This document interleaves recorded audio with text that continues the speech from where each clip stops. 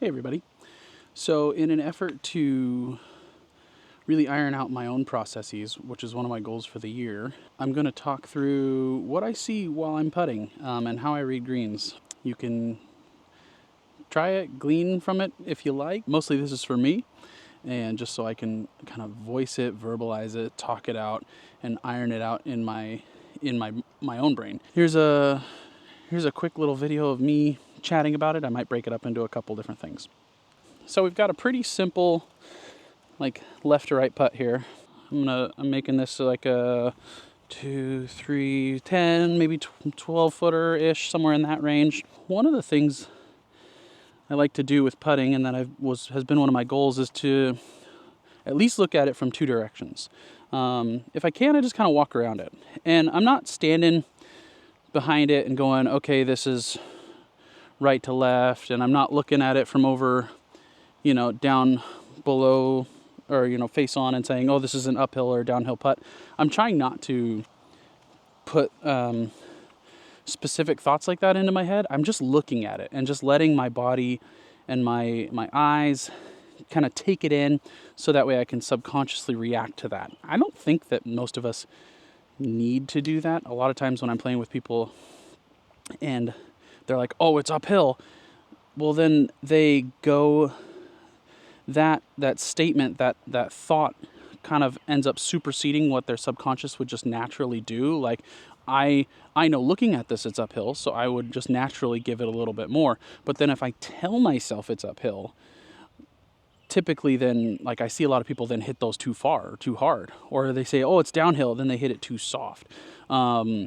So oftentimes I try not to, like, make that statement in my brain. I just kind of let my body perceive it, let my eyes perceive it, and just, it is what it is. I know that subconsciously and athletically, my body will take what it sees and respond to that naturally, and probably better than I ever could cognitively, consciously.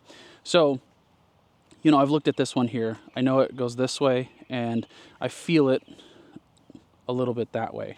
But I'm not going to really, like, pay too much attention to that. The main thing I do from there on out is I kind of read it from the whole back, because I think if I want, depending on how and where I see the ball dropping in at, it dictates the line, and it also dictates the speed. So, for instance, if I see this putt coming in from way up here and dropping in like 330, if I were imagining a clock face, that means if I trace it back from the ball dropping in here, it comes out this way and down, right? Versus if I saw it coming in at like 5, that's a whole different line, which requires a whole different pace. So oftentimes I'll kind of look and see, like, where I want the ball to be falling in the cup, how I want it falling in the cup, or how I envision it falling in the cup. And I just kind of imagine that.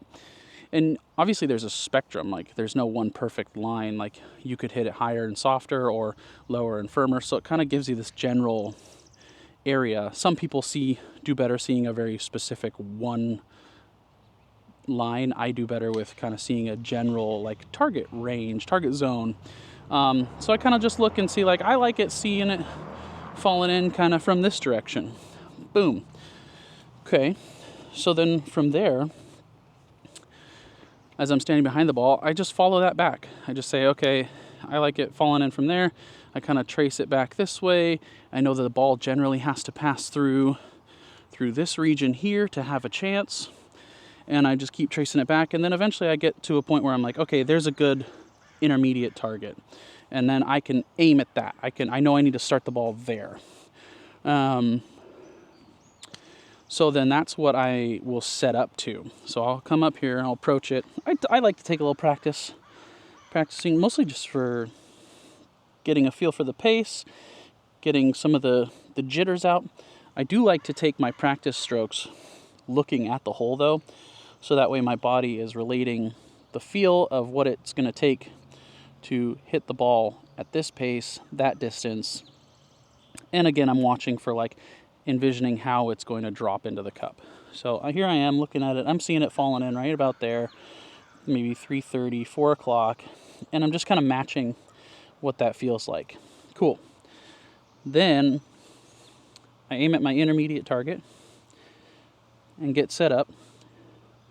And then I look at the cup again, and I'm just trying to feel that ball falling in, see it coming back this way, and I'm just matching up the pace here, connecting my dots, and make a stroke. These greens are wildly slow. That's the first putt I've hit on this one today. But that was the right read. I just didn't hit it hard enough. So let's go again. Same location. I'll forego the practice strokes this time just for sake of time. Cool. Boom. Hit it harder. And we're good. The other thing I think about a lot with putting is that, statistically putting is pretty hard, especially once you get out past 6-8 feet, even at the professional level.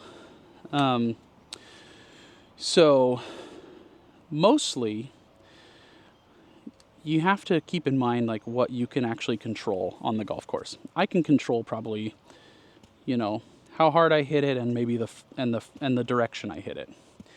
But once it's gone, once it's off the face, there's lots of variability with grain, with slope. I mean, there's tiny little undulations all throughout a green. Maybe it hits some sand or one of these little seedling things from the trees. You don't know. There's all kinds of variables that can take place. Wind can affect it. So oftentimes the goal that I always come back to is I just want to give this a chance. Like, if I do my due diligence of starting it here and rolling it through this general area, and I hit it at a decent pace, I know it's going to have a chance. It might go in. That way you're not so tied to oh, I'm trying to make this. I'm really trying to will it into the hole, or worried about hitting something so poorly that you're missing wildly or getting too tight into line or too tight into speed. I know if I hit it through a zone, maybe even a good 1.5 foot circle, somewhere out in here, it's gonna finish pretty close. It's gonna have a chance depending on the pace that I hit it at. I don't have to do more than that. Don't make putting harder than it needs to be, which I think a lot of people do. You just need to roll it through there, and it's going to have a chance. And I think a lot of people would benefit from trying to make putting simpler, more straightforward, because it's a part of the game that everybody can get good at. You don't need a lot of athletic ability to hit a ball in a certain direction. And you're just varying, and then it's just a skill then of getting used to how much pace something requires. So anyway, those are my thoughts. Hope they help.